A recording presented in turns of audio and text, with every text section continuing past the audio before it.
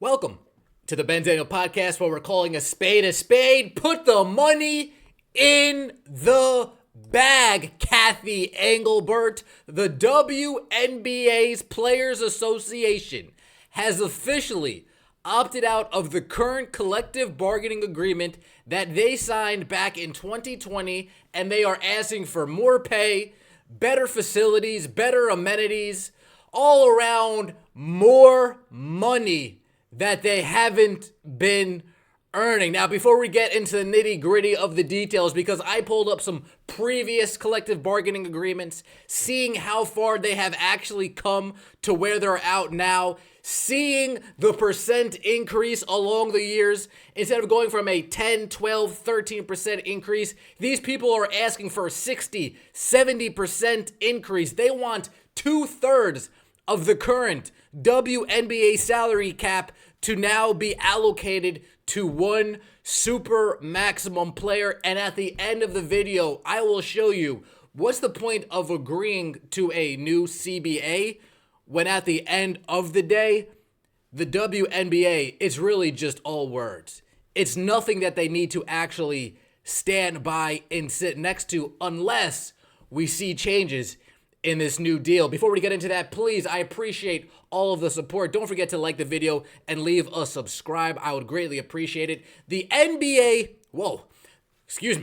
the WNBA Players Association, they released a hype video signifying that they are out of an agreement. They will be opting out of the current CBA, giving them a full entire calendar year to come to new terms, or not 2025, but in 2026, there might be a potential work stoppage. Some of those ideas that we were talking about on the Come On Now podcast a few weeks back, some of them are starting to look a little bit more and more realistic. Let's take a look and see this hype video that the WNBA Players Association put together.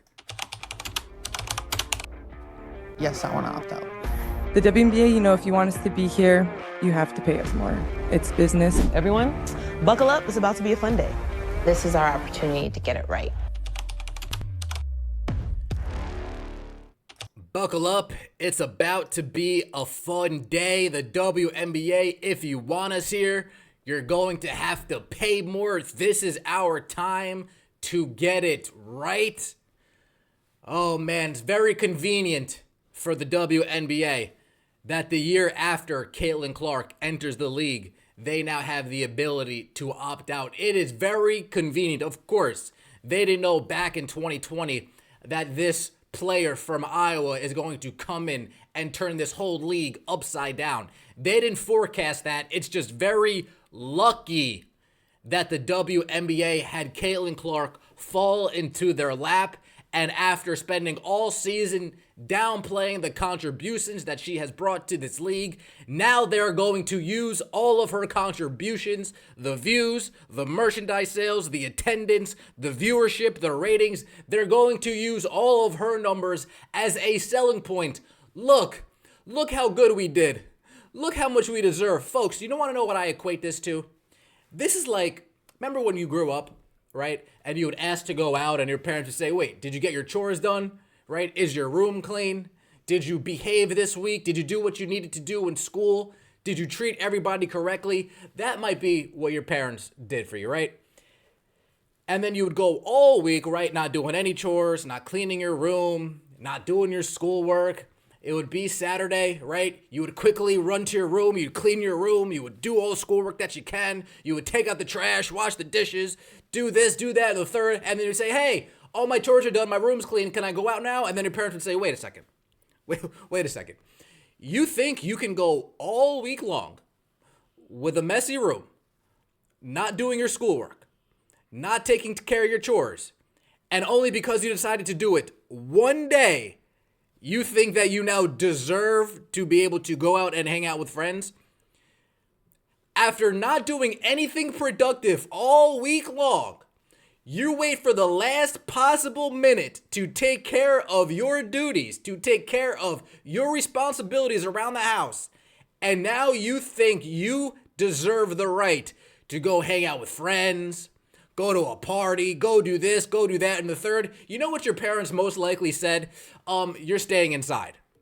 Until you prove to me that you could do this in a consistent manner on a steady basis, you're not going anywhere.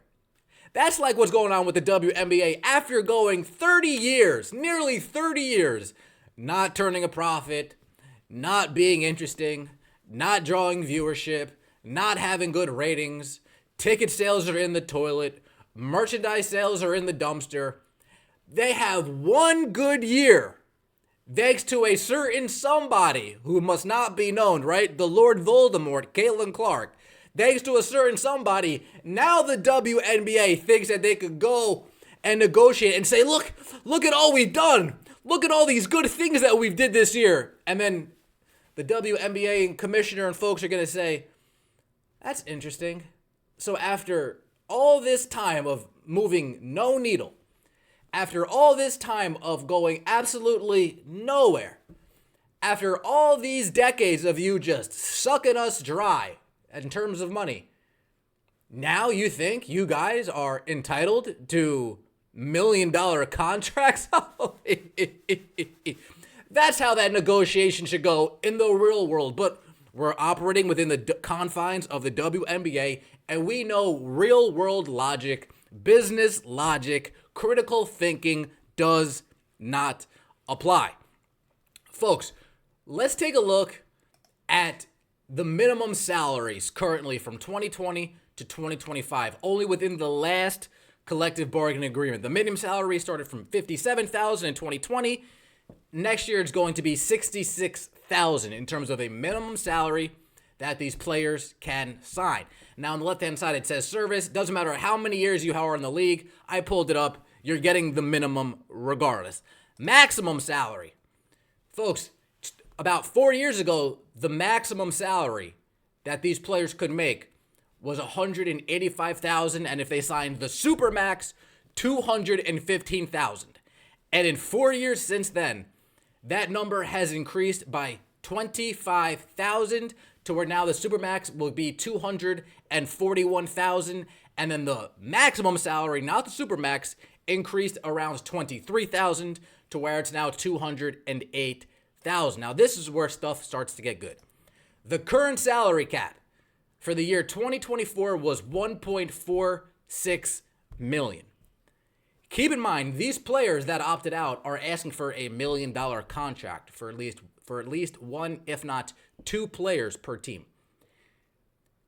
The current salary cap is 1.46. So you mean to tell me 70% of the current salary cap you think should be dedicated to a single player? Now, I understand that the salary cap's going to rise, but how much do you think that salary cap's going to rise? You think we're going to get a $2 million salary cap, 2.5, $3 million salary cap? What if you have two Supermax players? Then if you have a $3 million salary cap, two Supermax players, you have $1 million to be split between 10 other players. Some of them are going to be making $67,000. Some of them are going to be making $100,000. That doesn't seem right, does it?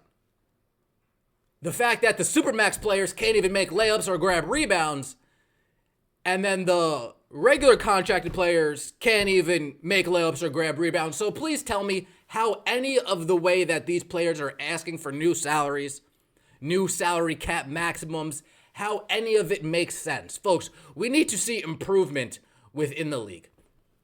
Let's be honest here. We need to see improvement within the league. And in terms of the CBA agreements, there has been some improvements. Let's go back to 2014. WNBA and players agree on a collective bargaining agreement. The rosters used to have 13 players. Then in 2009, they were trimmed down to 11. Here comes 2014. Now they get 12 players. It says some teams suited up just 8 players for last season due to injuries. That's pretty pathetic, but this is the WNBA, high school basketball refined. So I guess a 12-player roster spot sounds about right. Another change is that teams could offer a time-off bonus. So as long as you didn't go overseas for an extended period of time, you were inclined to receive a portion of $50,000 divided up between every other player on your team that decided not to spend a severe period of time overseas. This is all 2014. And the league said at that time, from their standpoint and the player's standpoint, that incentivizes players to take a little bit of a break. It's good for them and good for the game. Let me just trash this real quick because this is absolutely ridiculous. 50,000 players. Let's say we have 7 players that aren't playing overseas. 50 divided by 7. Let's say it's around $7,150 a player. Let's just say, right? Let's just say. You're telling me $7,150 is enough of an incentive for a player not to go overseas and make 100x that? Is that the thinking within the WNBA back in the day? That is, what's the word? Embarrassing. But we move forward. An improved revenue sharing program, all in 2014. The number of times a player can be cored was dropped from 5 to 4. Coring, in football terms, called a franchise tag. I don't know why WNBA always needs to be different. Just call it a franchise tag. But a lot of people are asking, what was this improved revenue sharing program? Let me break it down for you folks because this gets better from here on out when we take a look at the new collective bargaining agreement from 2020. The current revenue sharing program that they agreed to at this certain point in time. If for any regular season during the term of this agreement, average team ticket revenue exceeds the first target applicable to such regular season, the WNBA shall pay an amount equal to 15%. If for any regular season during the term of this agreement, average team ticket revenue exceeds the second target, the WNBA shall pay an amount equal to 20% for reaching over the secondary threshold. So pretty much, depending on how much your team made, as far as ticket sales go, you will be inclined to a piece of that pie. 15% if you reach the first threshold, 20% if you reach the second threshold. Very interesting. The first threshold was $2 million as far as ticket sales go, ticket revenue goes, and the second threshold was $2.5 million in terms of ticket revenue goals. Now we fast forward to 2020. Include salary bump and other cash compensation increases. The high maximum salary for 2020 was a player can go from $117,000 to $215,000, a $100,000 more increase. They didn't go from $117,000 to asking for $500,000, which is what they probably should be asking for realistically now, if anything. They went from $117,000 to $215,000. The salary cap went from $996,000 up to $1.3 million. So an additional $400,000 as far as the salary increases. Includes other benefits, other cash compensation, including the introduction of the in-season tournament through awards, this, that, and the third. League's top players could earn cash compensation in excess of $500,000. I told you the revenue sharing part would get good, didn't I?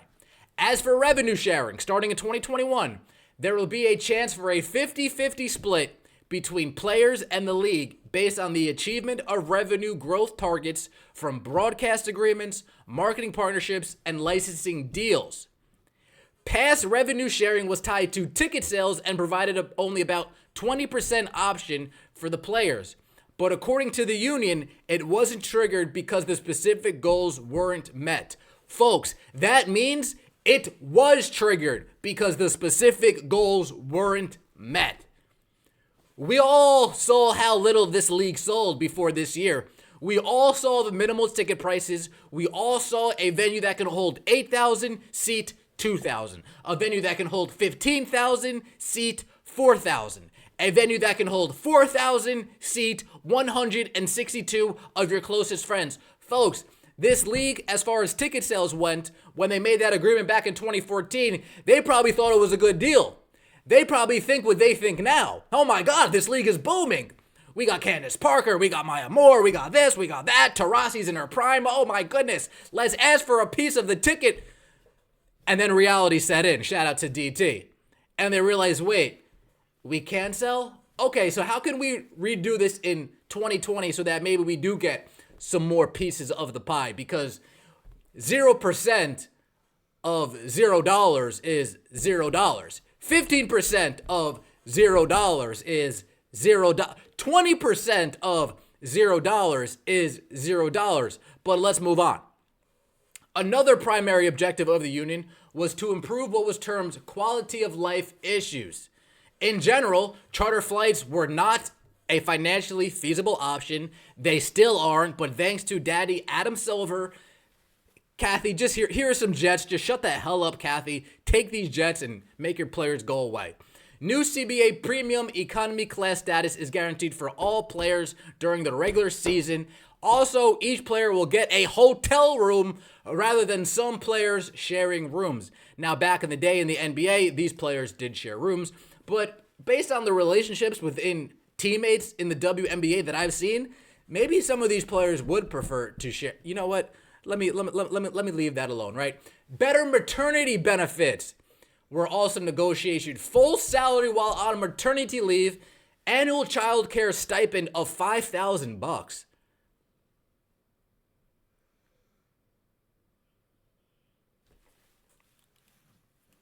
Huh? Now, this is where we could actually equate this to some more middle class family, maybe some lower income. We can kind of equate this. Folks, if you're a WNBA player making the minimum salary, right? Let's pull that back up. WNBA player making the minimum salary in 2021, $58,000, and then you get a $5,000 stipend. That's $63,000. That is average America. That is a regular American, and regular Americans are struggling because things are so damn expensive. That I can say is, okay, maybe a little bit more than 5,000, right?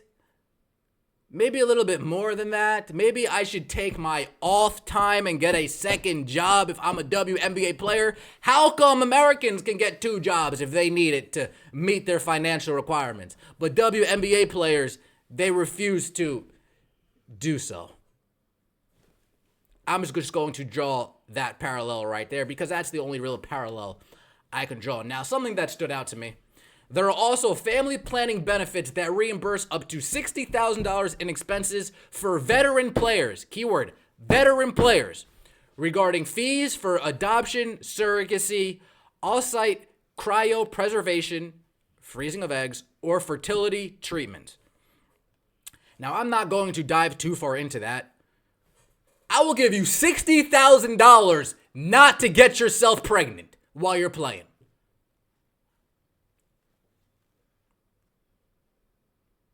I will give you 60 G's to not have a natural birth. I will give you 60 grand to do everything but conceive in a natural way.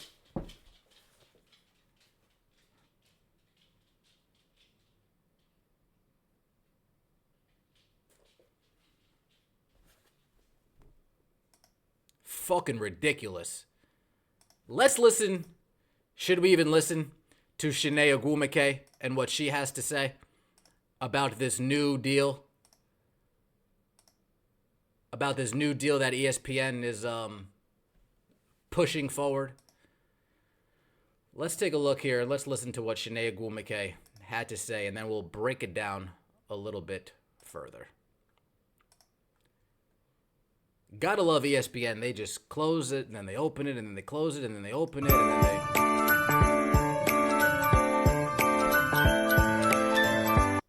they do all these things. Breaking news, the WNBPA Executive Committee and Board of Player Reps have voted that they are opting out of the 2020 collective bargaining agreement. So this means that the players and the league are now on the clock to negotiate a new CBA by the end of the 2025 season. And y'all, the timing of this decision is truly huge, coming off of a historic WNBA season that includes record viewership, increases in attendance by 48%, increases in merchandise sales by 600% compared to last year. So this is a huge decision that was made, and now we wait and see how the league and the players are going to work together for the future of the WNBA.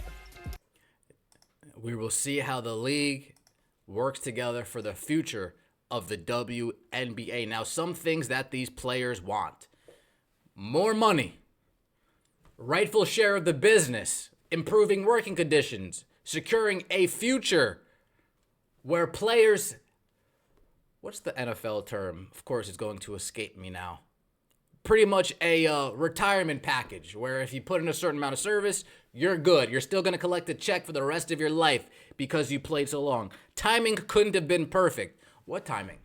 Waiting for Caitlin Clark to fall in your lap? Ooh, you guys definitely planned that. What timing? Waiting for Angel Reese to fall in your lap? Ooh, guys couldn't plan that. What timing? Waiting for Cameron Brink to fall in your lap? Ooh, couldn't plan that. What timing are you talking about, Shanae? The luck of the draw is what we like to call a historic season. Up 40% in attendance. Viewership's up. Merchandise sales up. We all know why that is. It's because of Caitlin Clark. But I promised you guys, right? I promised you guys that I would have a spade for you here at the end.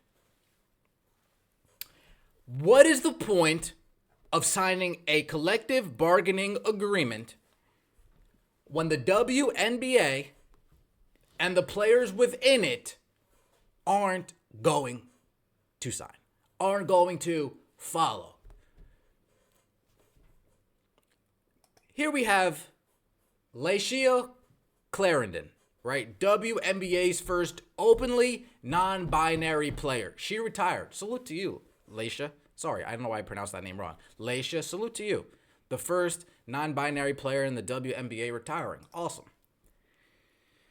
Now, the collective bargaining agreement, player eligibility, and WNBA draft.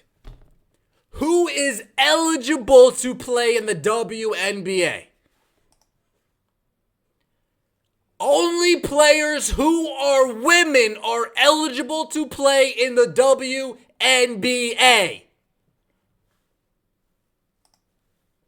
Only players who are women are eligible to play in the WNBA.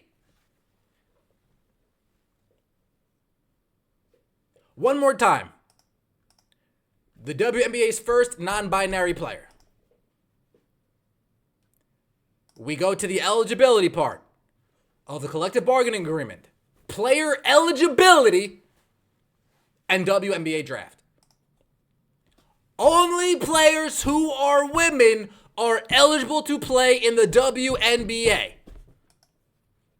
Only players who are women are eligible to play in the WNBA. That is very interesting. Because last time I checked, the WNBA, they're too scared to even call it a 6th Woman of the Year award these days. They call it a 6th Player of the Year award. This year and years past, the WNBA handed out 6th Player of the Year award. And it went to Las Vegas guard Tiffany Hayes. The award is essentially NBA's 6th man, but why isn't it called 6th Woman? Well, it used to be up until 2020. Up until 2020. Now they're 6th Players of the Year. Folks, is this new collective bargaining agreement going to change the eligibility requirements for the WNBA? Is the new collective bargaining agreement going to change the requirements of playing in the WNBA? Do you no longer need to be a woman? I need to know now. I need to know now. I need to know now. We got a year to man, I can't wait for that new CBA to come out. Yeah, I told you guys I had some shit for you at the end of the video, didn't I? Let me know what you think in the comment section below. I appreciate all of the support. Do you think we're going to get a work stoppage come 2026? Let me know in the comment section below. Do you think the eligibility requirements to play in the WNBA